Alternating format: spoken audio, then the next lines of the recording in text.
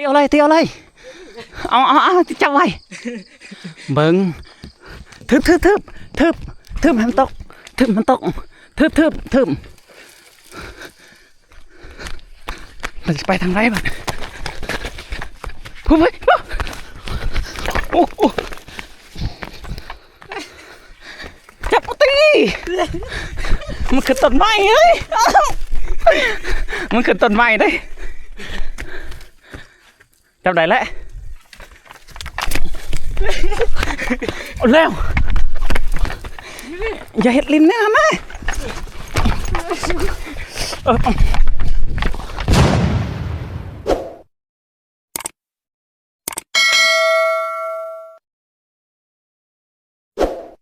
ทายสบายดีทุกคนทักทายสบายดีย้ำคำนะตอนนี้ก็เวลา4 โมงแรงทุกคนเลยบ่าวสัญญาอะไรมาหนังหางเป็นที่เรียบร้อยคือผูกเป้หนังเป้หนังอูเอาทุกคนเพราะว่าทั้งนี้มีเขาเจ้าว่าบักถอกแล้วก็เมนฮอนมันหมักเที่ยวนะบ่าวสัญญาเลยผูกเป้ผูกความสูงทุกคนเลย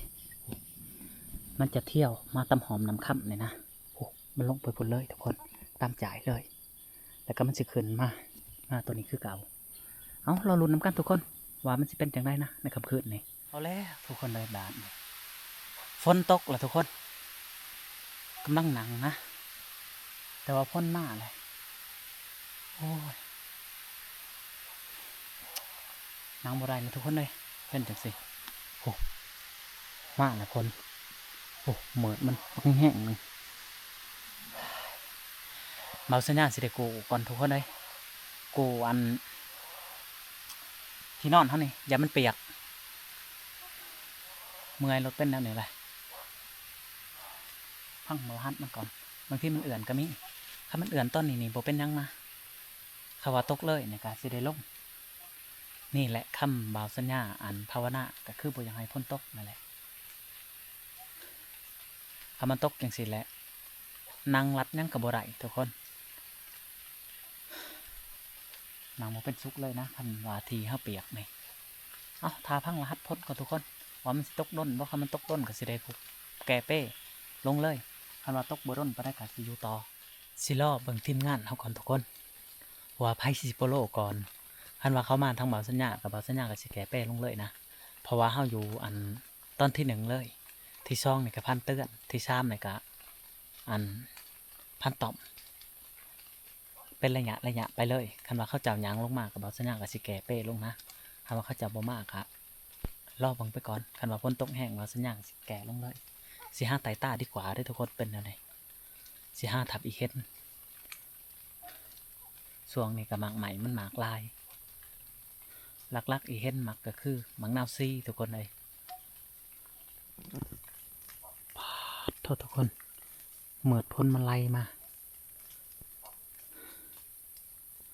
บ่าวสัญญาภาวนาบ่อยากให้มันตกเด้เนาะตายทุกคนเลยเหมือดมาแห้งเลยรอบมึงก่อนทุกคนมันตกแห้งนี่สิได้แก้เป้ได้ไหนได้ตอนนี้ก็เวลา5 โมงพูดดีครับทุกคนเลย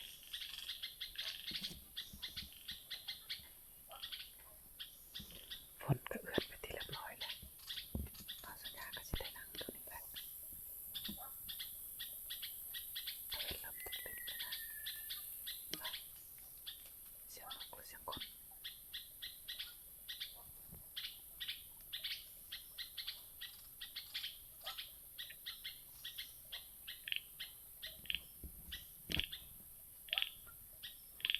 โอเคทุกคนตอนนี้ก็เริ่มค่ำแล้วนะจักแม่นคนที่อยู่จักแม่นนกเสียงค่ำแห้งแล้วทุกคนเลยเสียดายบ่าวสัญญาลืมไปแบตลืมแห้งเลยทุกคนลืมไปแบตอยู่ที่ยังน้อยอยู่นะเริ่มค่ำเลย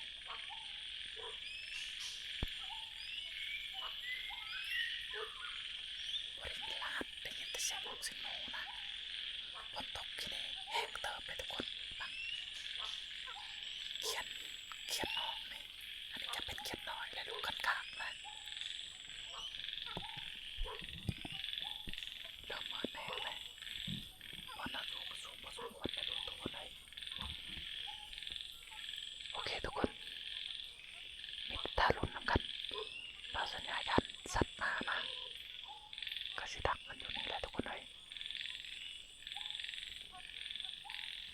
บ้านที่เรือเขาเจ้าเขาตั้งใจ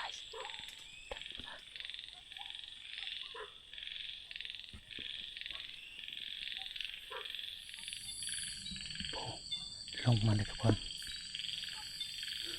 โอ้ไพ่นะโบแบบโบหัวเป็นผู้ใด2 คนน่าจะเป็นพันเตือนนะทุกคนพันเตือนกับพันเพิงนะเพราะว่าเบาสัญญากับพันเตือนนี่สิไปทางใจเซ่พวกทุกคนทั้งบอกเขาพร้อม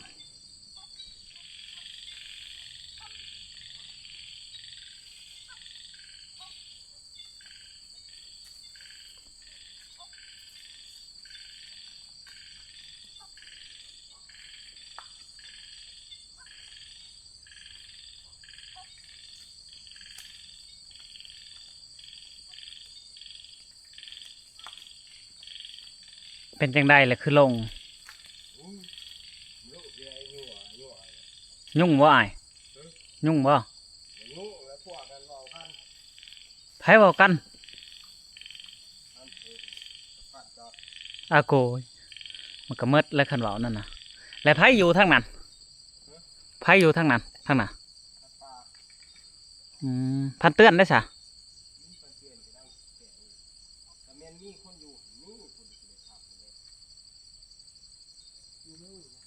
อยู่บนใดน้ำมุงเฮานี่มันบ่คืออีหรือมุงเฮานี่เฮาอยากไปหาเหยื่องรถเฮาเฮาก็สิลงคือกันทุกคนเลยบ่าวสัญญาก็สิแก้เป้ก่อนแก้เป้แล้วเมื่อกินข้าวกินน้ำอยู่เที่ยงนาหน่อยพุ่นแหละทุกคนหลังจากนั้นก็สิไต่ต้าพุ่นแหละไปทางเซ่พุ่นแหละสิไปกับพันเตือนท่าเพิ่นก่อนบ่ได้ทุกคนเลยคิดว่ามันสิมาทางนี้บ่มีมิดอิบซิมเลยนะไปหาหยังดีกว่าเพราะว่ามุงเฮาหนังนี่มันบ่แม่นต้นหมังใหม่คันต้นหมังใหม่นี่ก็สิมีเปอร์เซ็นต์อันนี้เฮาหนังถาหมูจะเพิ่งไปได้ผลสิมาหาหยังดีกว่าทุกคนไปแก้เป้ก่อนว่าสิหนังประมาณ10 โมงทุกคนเลยจังสิลง10 โมง 11 โมงจังเชิญพันเตือดลงแต่ว่าทั้งพันใหญ่กับพันต่อมมาเลยพันจดกับพันเพิงปากเขาเจ้าว่าก็เลยว่าพากันลงลงก็ลงเท่านั้นแหละมีแต่สิไปหาเลาะพันเตือนมาแล้วบ่ทาได้มื้อนี้เฮากับซิตี้โคกับพันเตือนไปทุกคนเลยโอ้ไฟใหม่กลางคืนนี่ก็อยากบ่อยากห้านไปได้ทุกคนเลยโอ้ยมันสูงเกิน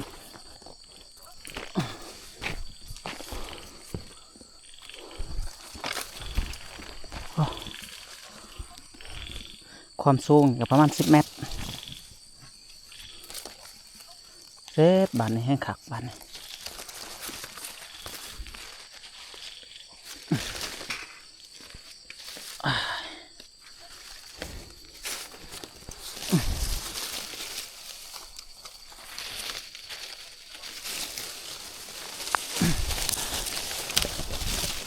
ที่แหลกว่าสิบได้ลงง่ายเลยทุกคนเขาเจ้ามาผามุงมาสัญญาอยู่ก็เลยว่าลงเดินทางกลับเที่ยงนิดหน่อยก่อนหากินข้าวกินน้ำแล้วก็สิไปทางจ่ายเซ่ผมกับพันเตือนเมื่อปรึกษากันกับทีมงานก่อนว่าสิไปทางไหนแน่แต่ละคนว่าสิอยู่นี่พันวะเขาเจ้าอยู่บ่ได้แล้วก็พักกันลงได้ยังกินหนูเรื่องนี่ฮะนี่เด้โอ้เจ้าไปหาบ่ไปหากับไผเด้โอ้ได้ปลาดุกทุกคนอันนี้บ่ปลาเสบ็ดฮะปลาพันเอาใส่เลยเบ็ดฮะบ่ได้ใส่ได้ยังแหละนี่หน่อไม้โอ้ได้หน่อไม้เขียดก็มีไปจับอยู่ใส่แหละโอ้ก็จับเอามาบ่ได้เครื่องทุงยางมื้ออื่นบ่สิไปหาหอยฮะจักหรือว่าสิไปเยี่ยมกลางคืน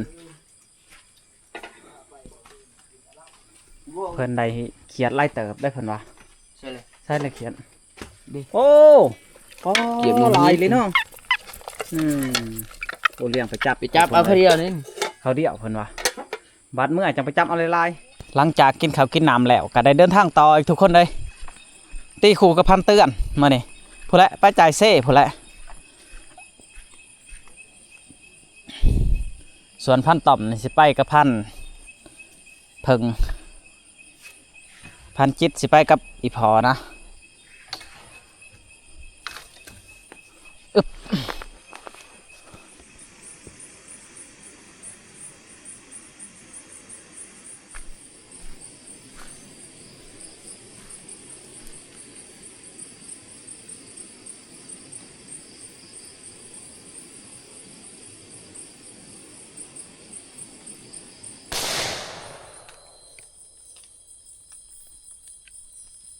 มันถึกแล้วมันถึกแล้ว แต่มันบ่ตกเอามาเงี้ย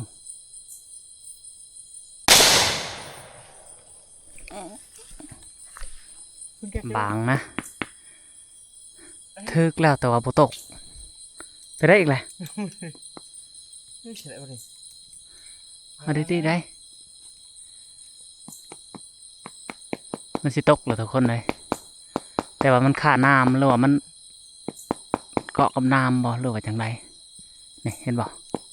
บางตัวบักใหญ่เลยเอายิงไปเห็นยังยิงอันนั้นสงสัยเพิ่นให้บางนี่แหละก็ยิงบางขันขาดเฮาสิมานเฮาหยางไปเรื่อยๆมันหักสิเห็นทุกคนเลยเรียบร้อยทุกคนเลยแต้มแหลกแหกมานนั่นนี่บางเรียกว่าผมน่วมมันก็ใหญ่เกินเลยทุกคนคิดว่าโตบ่ใหญ่อันนี้จะเป็นสายพันธุ์บางแดงเนาะบางแดงเอามาเลย1 แต้มทุกคนโอ้ยเพื่อสิยิงตกทุกคนเลย3 นัดโพ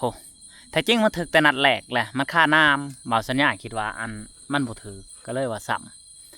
ำแล้วก็ยังอยู่คือเก่าเอาว่ะซ้ำไหมอีกบานหนึ่งบัดสุดท้ายแม่ทุกคนเลยมันถึกแต่ลูกแหลกพูนกับผู้ที่ได้แต้มหนึ่งเอ้านี่แต่ว่าสิได้เดินทางเลาะไปเรื่อยๆทุกคนเลยขนนแพทย์นี่ขนนเจ้าว่าตัวนี้ เมื่อยทุกคนเลยม่านบางตัวเดียวกับนกกระจิบตัวหนึ่งสิได้พักผ่อนก่อนนี่สิได้นอนได้นี่แหละทุกคนเพราะว่าตอนนี้ก็เวลา12:20 นาทีแหละเฮากับเพี้ยยางมาแต่บ้านไงคันว่าบ่ได้ยางมาแต่บ้านเฮาสิไต่ต้าต่อไปนี่ก็ยังพอไต่ได้อยู่แต่ว่าอันนี้เฮายางมาแต่บ้านนี่เฮากับเพี้ยพอแห้งเลยมายางอีกมื้อนี่สิได้พักผ่อนก่อนจัก2 ชั่วโมงทุกคนเลยประมาณว่า2 โมงตรงนี่บ่าวสัญญากับพันเตือนเพิ่นสิได้ไปหาออกไต่ตาคือเก่าพักผ่อนประมาณ1 ชั่วโมงป้ายเนาะในพันเนาะเพราะว่าตอนนี้ก็12 โมงป้ายเลยทุกคนเอาโอเคทุกคนพักผ่อนก่อนพอกันตอน2 โมงได้เวลานาทีเลยทุกคนเลยตอนนี้ก็เวลา2 โมง 20 นาทีทุกคนตื่นโมงปุ๊บก็ยังเมื่อยยังเพลียอยู่บัดตอนโมง2 โมง 20 นาทีไปทุกคนเอาไปต้าเมื่อเรื่อยๆแล้วก็สิหาลูกไม้เมื่อเลยวันนี้ท่านว่าบุขอยังก็ได้พอจะบางตัวเดียวเนี่ยภาวนาให้พอตำทางกันยังไงเพราะว่าเขาสิได้รับเสาเมื่อเลยไปทุกคนเอาใส่แหละ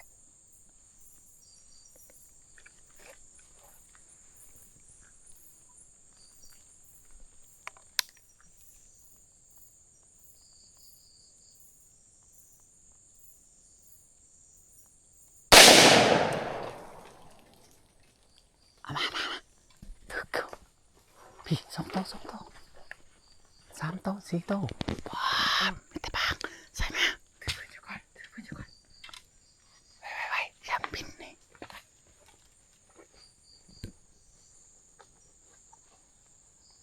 มาไว้ตัวนี้แห้งต่ำบัดนี่ไว้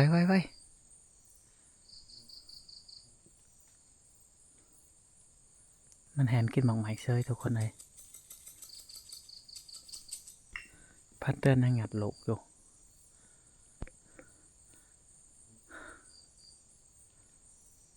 แล้วเราบ่ได้พันมาคอยสิฟาดปันนี่เขาบ่ถึกปันนี่คอยสิบ่ยิ่งเลย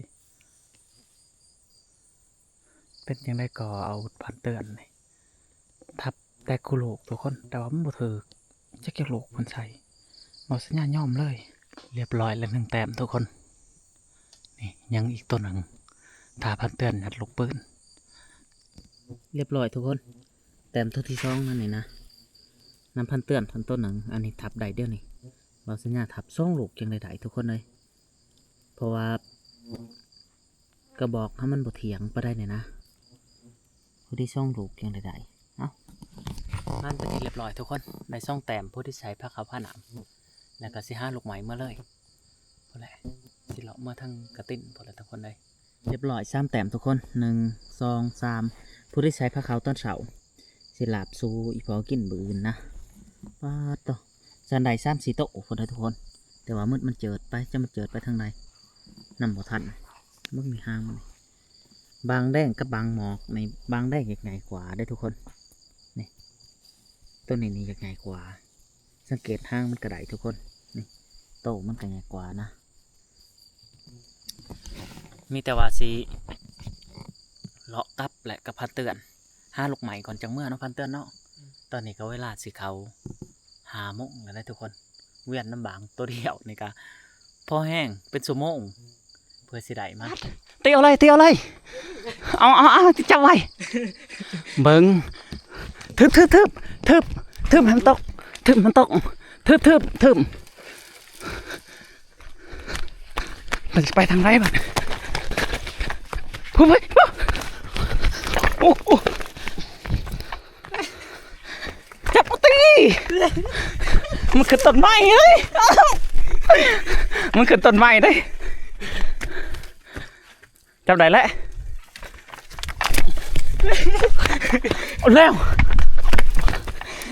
อย่าเห็ดลิ้นนะแม่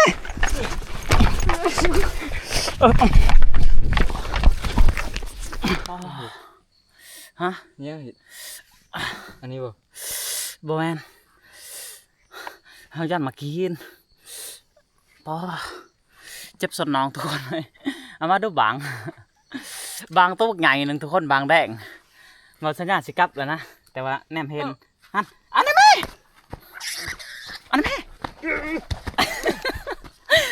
ไปโอ้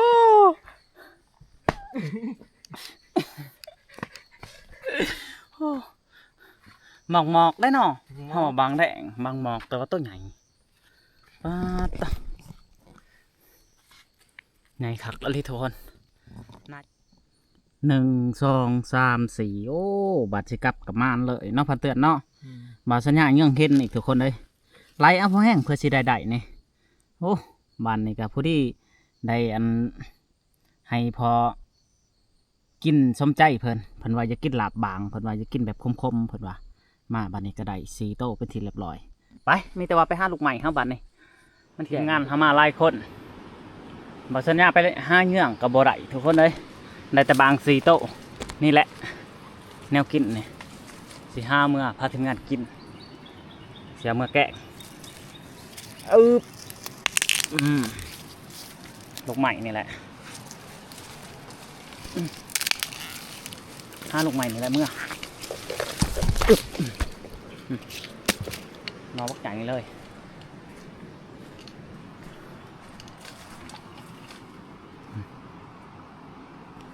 บอลออกก็ออกได้บอลท่านออกท่านออกทุกคนเลยนี่โอ้หัวกิน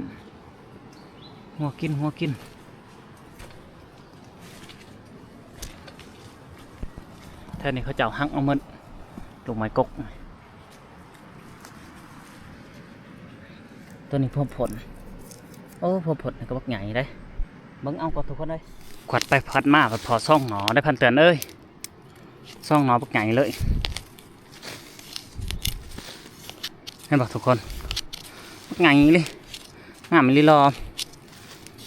ต่อเสียมเขากับบริทือนะ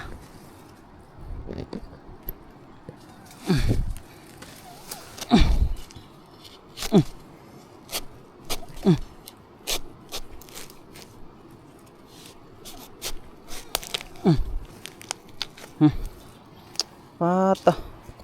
เขาสวดเลยนี่ยังหย่อนหนึ่งนี่เนาะถ้าจริงแล้วบาสเนี่ยขวัดเอาตัวนี้ได้แต่ว่าขวัดทั้งนี้พออีกโอ้ย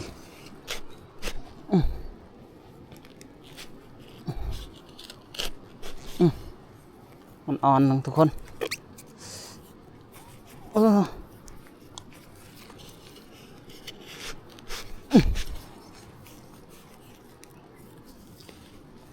ได้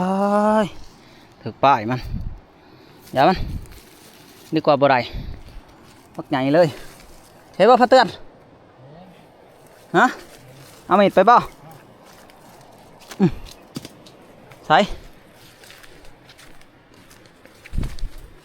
เอาตัวใหญ่ๆเด้อตัวหน่อยบ่เอา ก็บ่น้อยแล้วเว้ย บ่หน่อยเนาะ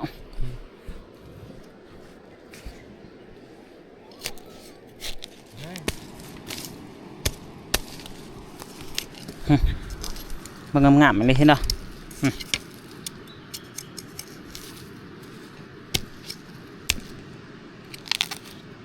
ป้าดทั้งงามทั้งใหญ่ทุกคนเห็นบ่พอเตือนทั้งเพิ่นก็เห็นเพิ่นว่าอึดไปช่างลูกไม้บาดนี่บึดบ่อยากทุกคนโอ้ออกงามเลยเด้อลูกไม้เท่านี้ลายได้คิดว่าสิบ่มีดอกเห็นดอก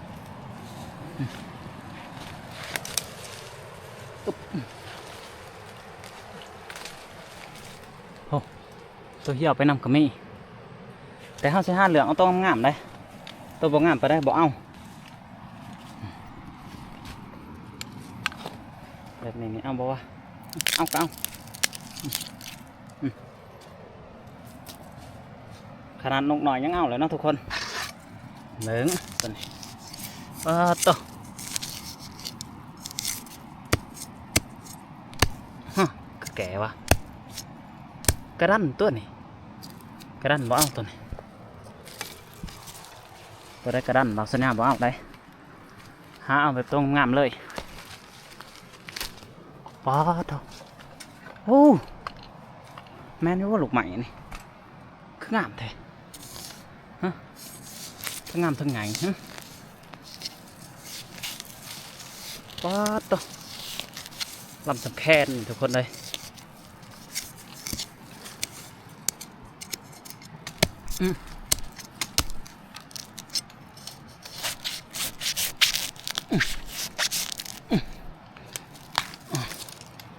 นี่จะเข้าว่าลูกใหม่นี่แม่นเลยลูกใหม่ใหญ่ก็ใหญ่โพดใหญ่หวายเลยป๊อดตัวมันน่าเสือบ้านเฮานี่มีสำเนียงนี่ป้าเถอะทุกคนเลยหยาดกันบ่ให้ว่าพี่โอ้ยวุ้ยไปช่างลูกใหม่บ้านนี้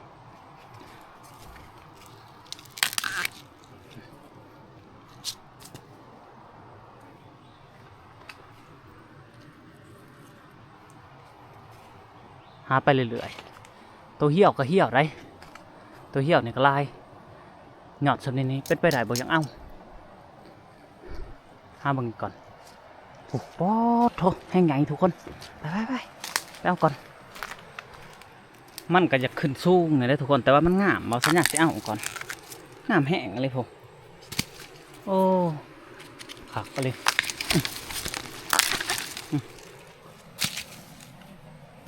ปัดต่อ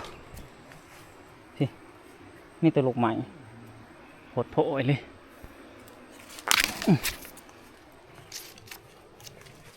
เห็นหรอ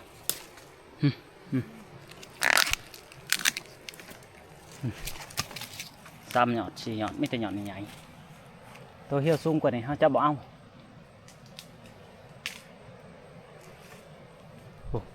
อยู่ในผมก็ไล่ได้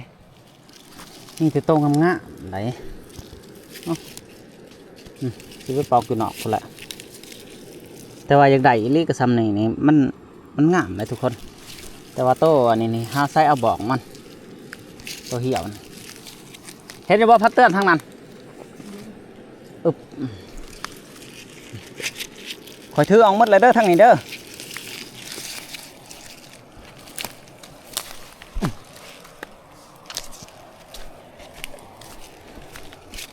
53 ก้อนอพัดเตือนปอดเถอะลายเนาะยอมรับเลยทุกคน3 ก้อได้นี่ฮะแต่บริเวณนี่นะโอ้โถบนาเสือวสิไล่ปันนี่ลูกใหม่แต่ละยอดพุ่งมักไงได้ลูกใหม่ไงไปสิละคิดหอนมีอ่ะทุกคนอยากให้เมียแกล้งพระคิดนะสิปอกก่อนทุกคนบาดนี่สิปอกก่อนพอได้เมื่อต้มกินกับทีมงานปอกพัดเตือนเอามาดูทง เข้าไปใหญ่เติมเนาะ ทงบาง ทงวางเขาก่อนนะ ลืมถือทงมานะ บัดมากับเผาเนาะ เผาเด้อพ่นยิ้มแย่ๆกันยังมาเลยเด้เผา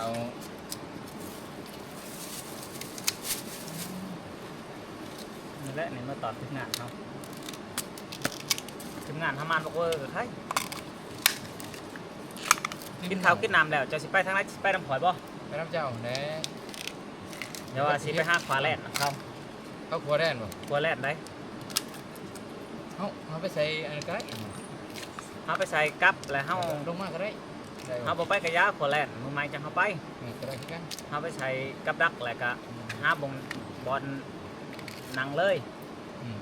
ก็ว่านั่งประมาณ10 โมง 11 โมงก็หาเยื่องเลยเนาะ ได้เรื่องไงไม่พลาดพลาดเกินทางไหน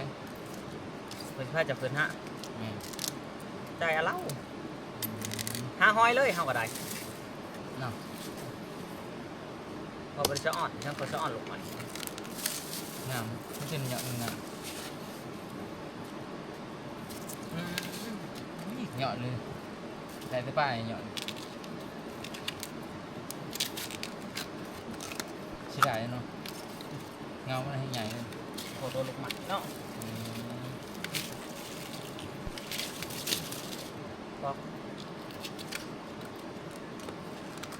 เต็มทงอันนี้จะเมื่อบ่เต็มทงอันนี้บ่เมื่อ นี่มันก็เต็มเลย หืม เต็มเลยมันก็ได้มันก็ได้เต็มนี่ บางทีก็สิให้แม่พันเข้มแกล้ง ยี่นั่งเขาไปเก็บอยู่ใช่ นะเขาเจ้าสิไปเก็บเอง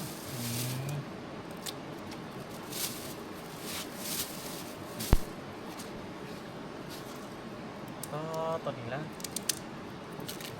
ใหญ่เนาะแกวตัดออก พออยากได้ใหญ่สำนี้เด้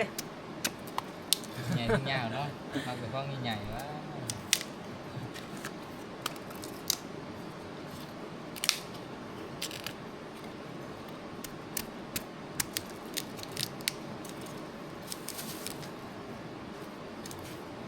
ลงมาโจดขึ้นนี่ก็ยังแสบเนาะ เสียบเลยเสียบเป็นไม่เดียวข้างเชียงหนาวแน่เลยเนาะเห็ดบอลนอนเด้บอลเย็นนอนครับ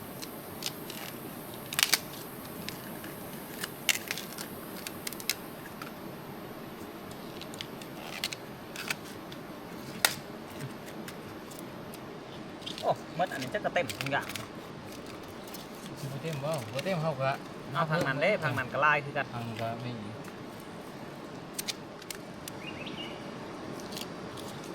เวลาซื้อเอาสิได้ลายไปนี่เนาะโอ้พอแล้วสำนี้พอแล้วนะครับ พ่อป่ะ เอาเฮาบ่มีธงใส่เลยเด้ ปอกก็ได้เบิดก่อนบายก็ได้ เอามัดอันนี้หั่นแหละ บ่เดี๋ยวว่าสิพ่อ พอไม้ว่าบ่ห้าต่อหั่นนะอันไหนลายเลยเด้ไปบัดนี้ถือธงใหญ่เด้อมือหั่นนะ เบิดเนาะ เอาคือเก่า คือเก่า มักแท้ๆได้ต้มจำแจวนี่เฮ้ยดิกินกับแจวกะปิหรือว่าแจวแมงดานี่โอ้ยสุดนะฮัน เขาไปซื้อแจวกับพี่ที่เขาซื้อแจวปลาแดงมา ปลาแตกบ้องบ่ แม่เขาตำ เท่านั้นแล้ว มาแล้วเขากันอยู่ที่เนาะ เอาเขา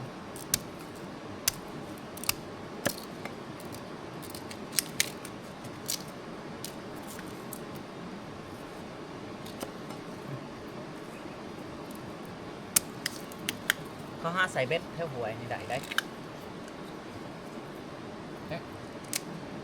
เมื่อเขาใช้เหงื่อเนี่ย ใส่เดือน ใช้เดือน ใส่เดือน เขาดีได้ ปลากดปลาดุกหมักเลย ถ้าว่าไทยเมปิงได้ดีกว่ากัน ไม่เป็นหมดแดงบ่ แม่ก็ใช้เดือ เนี่ น ยยำนี่ก็ใส่เดือนเลยไม่เป็นมันนิดแต่เด้ยำมันไม่เป็นมันต้องเดือนหก เป็นหกเป็นหกเดือนหาบ่ ยำป้าสิเป็นว่างไข่ไม่เต้ง นี่คือวิญญาณเลยเนาะ ใช้หมดแล้วบ่ ไม่หน่อยเดียว โอ้มัดบ่อย่างใดเลยเด้นี่มา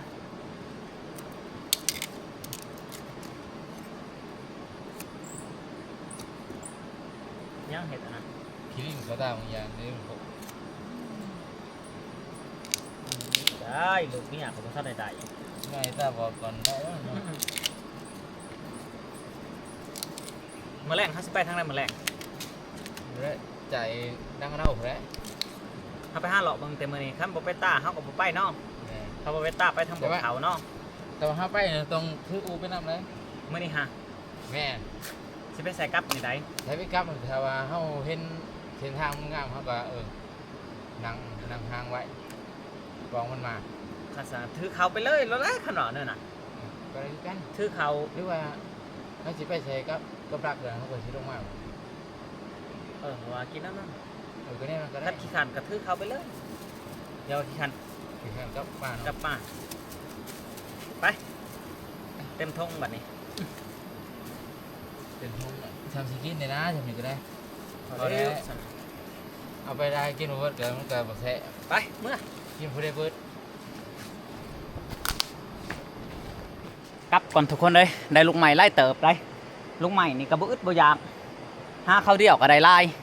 แถวนี้มีแต่บอลลูกใหม่ว้าย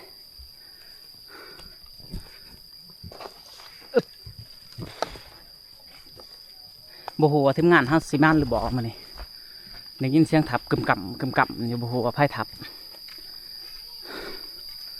ส่วนเฮานี่ก็บ่มานแต่ลูกใหม่กับบางนี่แหละทุกคนเลย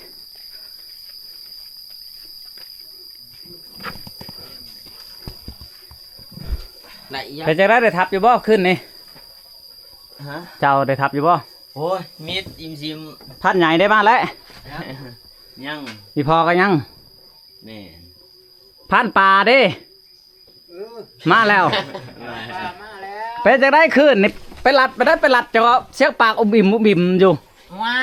ยังแล้วมันสิเข้า จักแล้วโมโหแล้ว อืม กระนัดผิดย่างกลับไป นี่ กลับมา นี่บาวสัญญาได้นี่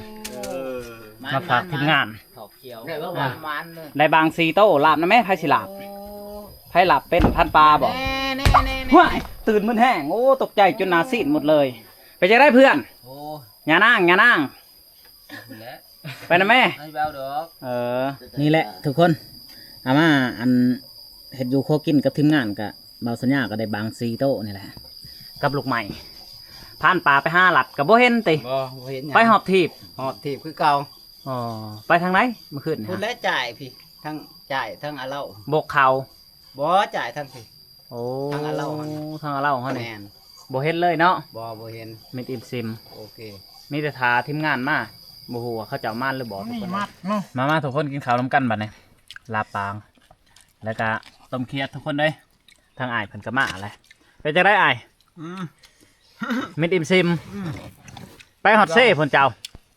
ด้านพลังหมดแล้ว โอ้ เราจะไปนอนน้ำมือเจ้ากับพ่อมือเจ้าโอ้ย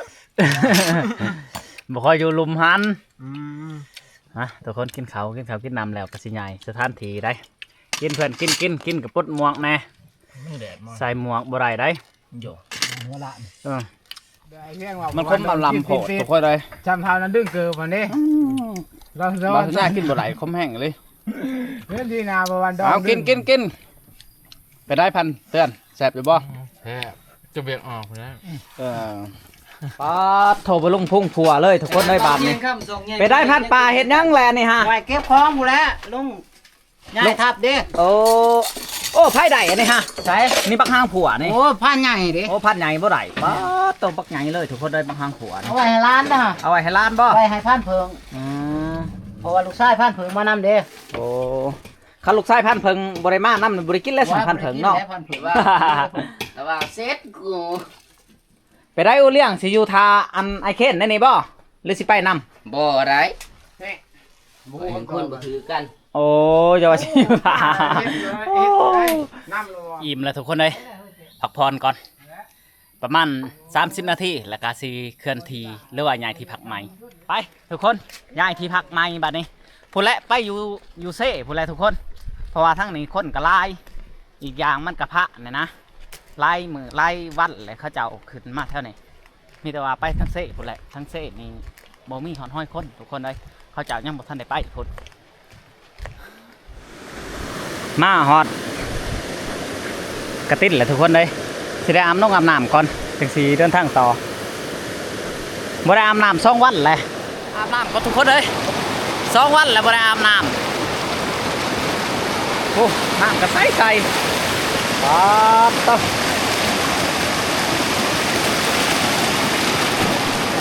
โอ้ต้นเป็นต้น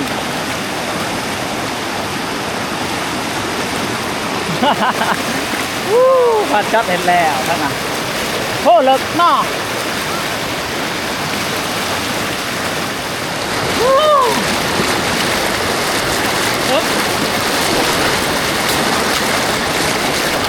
เย็นขนาดทุกคนเลย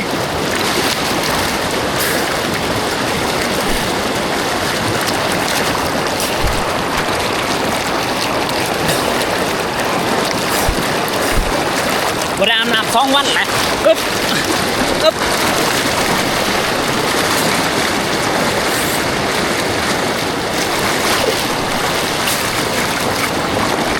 ว้าวใส่ขนาดทุกคนน้ำใช้เลยได้น้ำเลยอุ๊บ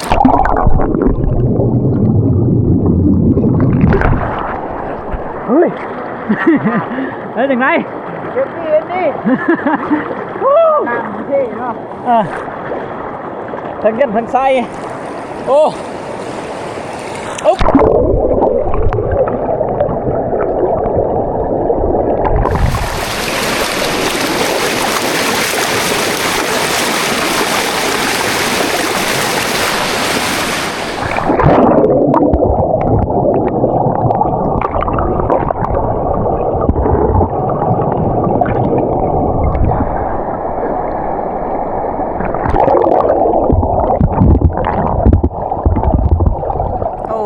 แม่นครับนี่ก็ง่ามไปแบบหนึ่งเลยอยู่ไซไลน์พอดานขย่อมโอ้5 เมื่อนี่ก็ได้เหลืองอยู่ได้นี่เนาะเดือนนานี่ไม่ใครเด้แม่งตัวนี้โอ้อูเลี้ยงบ่เศร้าเมื่อยเลยบ่อูเลี้ยงป้าเถาเลี้ยงนี่บ่เศร้าเมื่อยจักดียังไปก่อนแล้วทุกคนเอ้ยบาสัญญาเห็นต่อแล้วก็สิแนมเบิ่งต่อก่อนบาสัญญาก็ได้อาหารได้นกน้อยสิให้มันกินเหยื่อแล้วก็สิคอยนำลังมันพี่แม่ต่อลายเลยใกล้ขนาดทุกคนเลยแม่ต่อนี่ป้าดต่อพอแห้งเผื่อมันสิมานี่อย่าว่า2 นาทีมึงสินำล่องมึงบ่ฮู้ว่าสิทันหรือบ่สัญญาปะเหงื่อนะทุกมื้อเช้านี่เลยทุกคนมึงนี่ต้องวิกต้องวากเลยนี่เห็นบ่มื้อเช้านี่เลยนะโอ้ยสิได้มาบ่ทันห้อยบักใหญ่เลยทุกคนเลยแตกทีหมดเท่าเดินมันดุดป๊อดทุกคนเสียดายนะห้อยบักใหญ่เลยนี่ทมันเศร้านี่โลดทุกคนเลยนี่เบาสัญญามากบ่หอดนี้นะ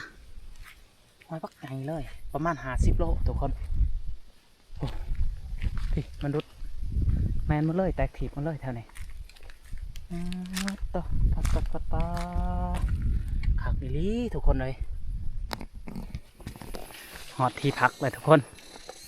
ทั้งทีมงานเขาสิได้พักไม่ทำพี่หลอกนี่แหละเขาจะเอิ่นกันว่าทำพี่หลอกนะโอ้อยู่ลมโอ้น้ำจะตกเลยได้จะเป็นบ่อน้ำต้นไงเวลาฝนตกแห้งนี่ป๊อดโต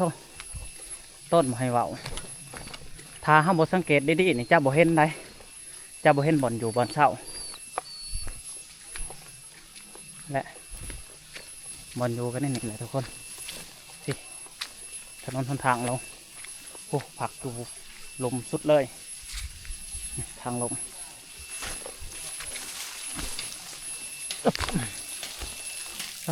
ต่อเขาอุควันเอาอยู่เอาบาดนี่